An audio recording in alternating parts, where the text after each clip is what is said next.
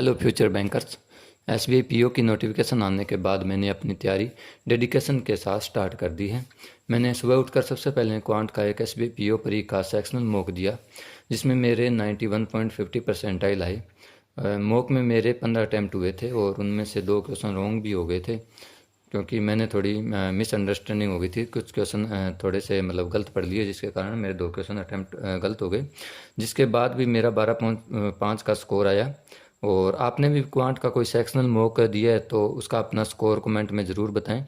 Quant का mock मैंने 20 से 25 मिनट लगाकर एनालिसिस किया, जिसमें जो क्वेश्चन नहीं बने, जिन क्वेश्चन में टाइम ज़्यादा लगा और कौन से 2 क्वेश्चन रॉन्ग हुए, उनमें क्या मिस्टेक रही, यह सब एनालिसिस करके मैंने इसको कंप्लीट किया। रीजनिंग को भी हम कम नहीं आंकना चाहिए, क्योंकि रीजनिंग एसबीआई पीओ में स्कोरिंग सब्जेक्ट है। तो मैंने रीजनिंग का भी एक सुबह एक सेक्शनल मॉक दे दिया, जिसमें रीजनिंग में मेरे 16 अटैम्प्ट हुए थे और उनमें से एक क्वेश्चन गलत हो गया, जिसके कारण मेरे 14.75 का स्कोर है। रीजनिंग में काफ़ी कम स्कोर है, क्योंकि रीजनिंग में स्कोर अच्छा रहना चाहिए, कम से कम 25 से 30 के बीच स्कोर रहना चाहिए। 25 नहीं तो 23-24 मार्क्स तो आने ही चाहिए। मुझे रीजनिंग का दोबारा से सिलेबस कंप्लीट करना होगा, क्योंकि मुझे लग रहा है कि रीजनिंग में मेरे मॉक में काफ़ी कम स्कोर आ रहे हैं। ऐसे नहीं है 1-2 मॉक में आए, जितने भी मैंने सेक्शनल मॉक लगाए हैं उनमें मेरे रीजनिंग में कम ही रहे हैं। तो मॉक कंप्लीट होने के बाद मैंने मॉक का एनालिसिस किया, जिसके बाद मुझे पता चला कि मैंने जो 2 आसान पजल थी उनको छोड़ दिया और कठिन वाली पजलें उठा ली, जिसके कारण मेरा काफ़ी सारा टाइम खराब हो गया था। अगर मैं वो पजलें उठाता तो वो दोनों पजलें कम समय में, एक पजल की थी उतने में वो दोनों पजलें बन जाती, और उनके 4-4 क्वेश्चन थे, सिर्फ शायद 8 या 9 नंबर होते, और वहाँ मेरे 5 अटैम्प्ट हुए। मॉक में मैंने अपना स्कोर देखने के बाद रीजनिंग की बुक्स उठा ली। बुक्स से मैंने लीनियर अरेंजमेंट की, सीटिंग अरेंजमेंट के क्वेश्चन सॉल्व किए, क्योंकि रीजनिंग में 25 से कम का स्कोर नहीं आना चाहिए। इसके लिए हमें डेली 1 से 2 घंटे मुझे प्रैक्टिस करनी होगी, स्पेशली पजल और सीटिंग अरेंजमेंट की। तो मैं रोज़ ऐसा 1 से 2 घंटा इनको दूंगा टाइम रीजनिंग में, ताकि मेरे स्कोर इंप्रूव हो सकें।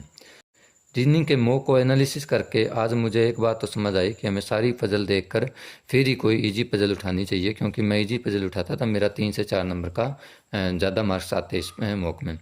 दोस्तों, मैंने प्रैक्टिस मॉक के सेक्शनल मॉक लगाता हूं। अगर आप भी प्रैक्टिस मॉक के मॉक खरीदना चाहते हैं तो मेरे पवन बैंक कूपन कोड को लगाकर 70% डिस्काउंट के साथ खरीद सकते हैं। जो आपको 1200-1300 का मॉक मिलने वाला है, वो 300 से 400 रुपये में मिल जाएगा। अब मैंने मॉक और पजल को सोल्व करके उनका एनालिसिस करके मैं क्वांट की डीआई की एक प्रीलिम्स की क्लास लगाता हूं। आज मैंने यशोपी सर पर, आशीष अरोड़ा सर की उड़ान 2.0 की जो डीआई की 3rd क्लास है वो कंप्लीट की थी। इस क्लास में इजी लेवल की डीआई करवाई हुई थी, तो मैंने 1.25 की स्पीड करके क्लास को देखा। इसमें मुझे ज़्यादा टाइम नहीं लगा, परंतु क्लास आसान थी, पर उसमें अपने को रेशियो वाले से काफ़ी सारे कंसेप्ट पता चले, जिससे हम इजी वे में क्वेश्चन को सोल्व कर सकते हैं।